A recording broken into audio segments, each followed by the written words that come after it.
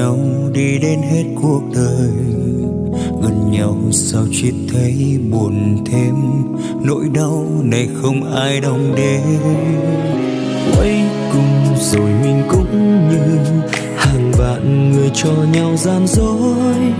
Anh cố xây tình ấy muôn đời, còn em chỉ mong tình ta dễ đôi.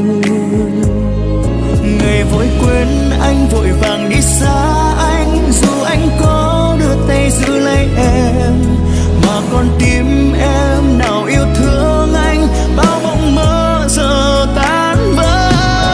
Phải chỉ bên nhau lời hẹn thề mãi sau, em đừng nói sẽ yêu anh suốt đời. Thì ngày hôm nay người ta chia tay, anh đã không phải hối tiếc. Những tháng năm bên nhau,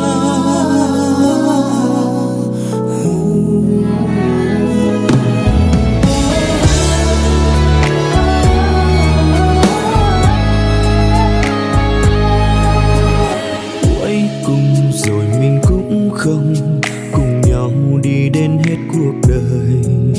Gần nhau sao chỉ thấy buồn thêm, nỗi đau này không ai đong đếm. Cuối cùng rồi mình cũng như hàng vạn người cho nhau gian dối.